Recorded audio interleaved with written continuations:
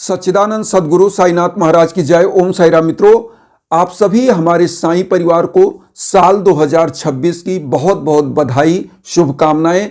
साईनाथ से कामना करते हैं कि साईनाथ हमारे सभी साईं परिवार जो चैनल से जुड़े हुए हैं उनके जीवन की समस्त कष्ट को समाप्त करें, उनकी समस्त मनोकामनाएं परिपूर्ण करें, उनके जीवन में यश कीर्त पद प्रतिष्ठा उन्हें प्रदान करें और अपनी कृपा सभी हमारे साईं परिवार पर बरसाते रहें। इन्हीं भावनाओं के साथ आइए आज जो हम ब्लॉग लेकर के आए हैं, गुरुवार के 5 ऐसे कार्य जिसे करने से बाबा अति प्रसन्न होते हैं और अपने समस्त भक्तों का कल्याण करते हैं, रिद्धि सिद्धि समृद्धि यश कीर्त पद प्रतिष्ठा सब प्रदान करते हैं।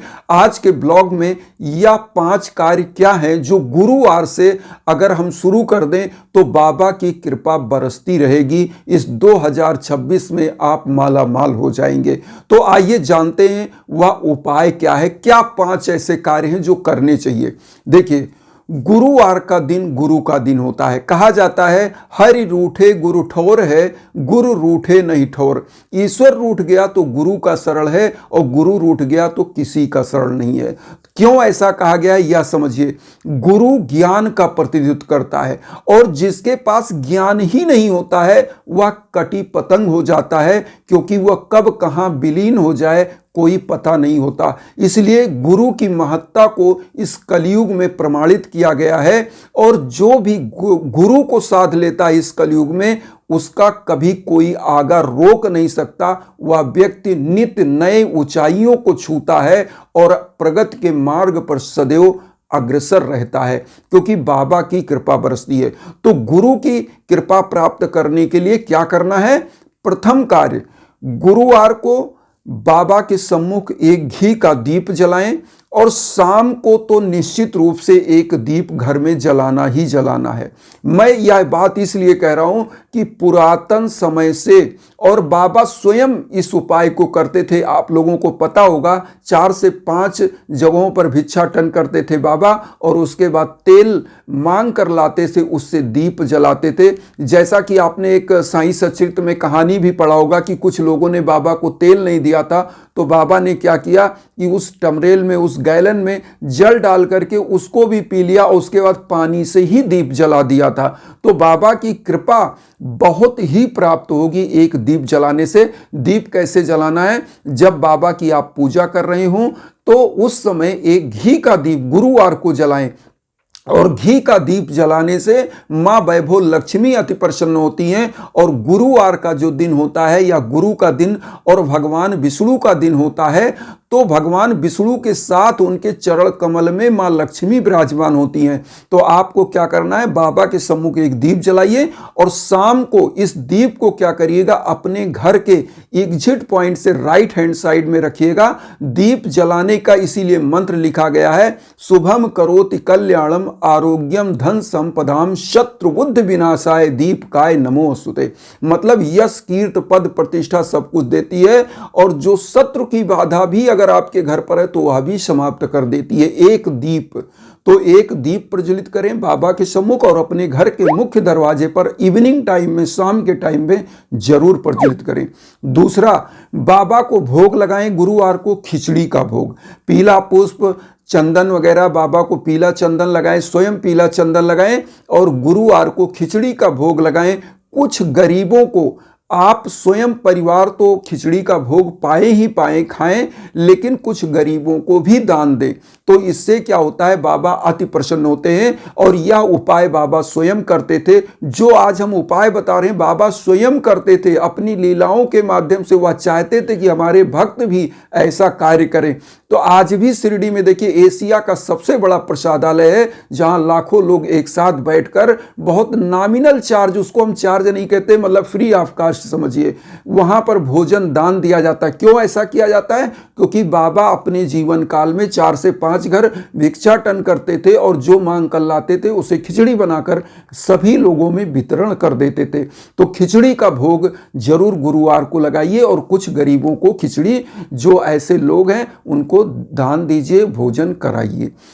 तीसरा चीज आपको एक यहां पर क्या करना है, तीसरा चीज आप ध्यान दीजिएगा, दान आप जो भी कमाते हैं उसका दशांश का दान जरूर निकालें।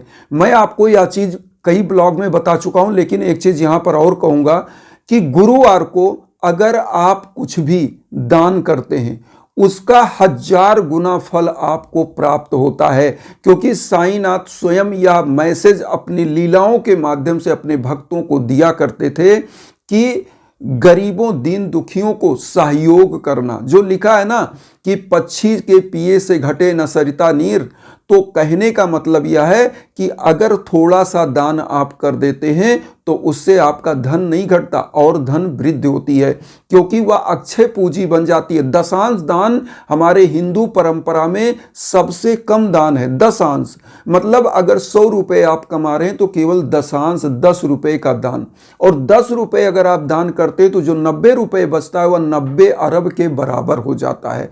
तो इसलिए आपको दान करना है अपने कमाई का दशांश का। हम कह रहे हैं दशांश नहीं, एक अंश भी अगर आप दान करते हैं कलेक्ट करके, किसी महीने में, साल में 2 बार 3 बार कुछ गरीबों को वस्त्र दिला देते हैं, उनको कुछ चीजें भोजन आदि या भंडारे करा देते हैं, या कोई भंडारा कर रहा है तो उसमें सहयोग कर देते हैं, तो भी आपको वही पुण्य प्राप्त होता है, क्योंकि अन्न दान को ब्रह्म दान बताया गया है।